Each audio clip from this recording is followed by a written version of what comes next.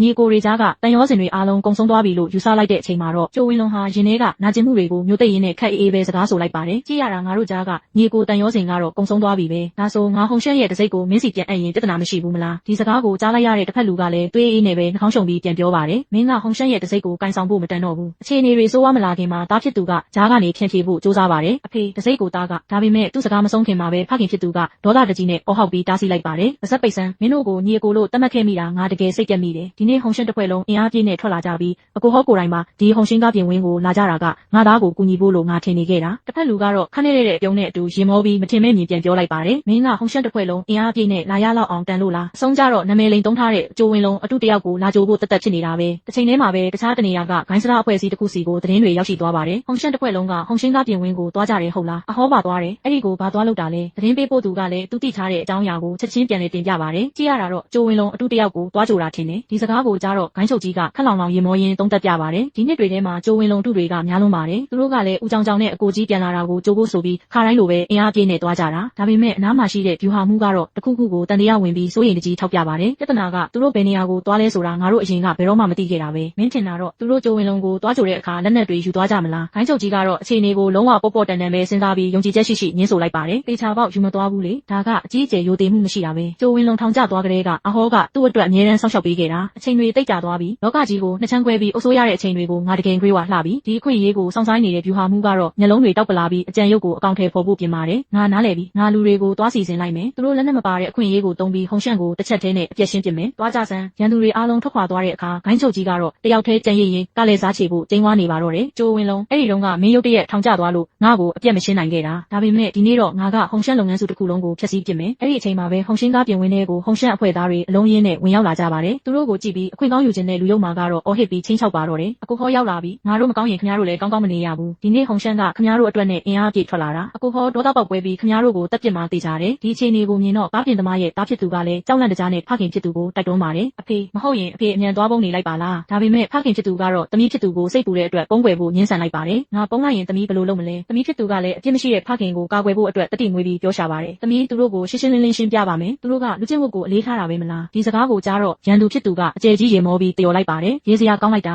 ကျိုးဝင်းလုံးရဲ့နာမည်ကိုလိန်သုံးတာကဟုံရှက်ရဲ့နံပါတ်1သေးတယ်ပဲဟာရန်သူတွေဝိုင်းထားတဲ့ကြားထဲမှာအကြံပတ်ဆက်တဲ့တားဖားနှစ်ယောက်ကတော့သူတို့တင်ထားတဲ့ဗျူဟာအောင်မြင်တော့မယ်ဆိုပြီးခိုးကြောင်ခိုးဝက်စကားဆိုနေကြပါတယ်အဖေဒါဆိုသားတို့လည်းသွားပြီပေါ့ဟုတ်လားဖခင်ဖြစ်သူကတော့ကလဲစားချေနိုင်တော့မယ့်အပြင်အာနာရတော့မယ်ဆိုပြီးကျေနပ်နေပါတယ်ကိစ္စမရှိဘူးသူတို့အရင်ဆုံးပေးဆက်ရမှာငါတတိယသခင်ကြီးကိုအကြောင်းကြားပြီးအကိုဟောကတေချာပေါက်ဒေါသတကြီးနဲ့ဒီမိသားစုကိုအရင်ဆုံးရှင်းလိုက်မယ်ငါတို့အလှည့်ရောက်တဲ့အချိန်ကျရင်တတိယသခင်ကြီးကလူတွေကိုခေါ်ပြီးရောက်လာလိမ့်မယ်သားဖြစ်သူကလည်းဖခင်ဖြစ်သူရဲ့ရုပ်မာလှတဲ့အကြံစီကိုသဘောကျပြီးမေး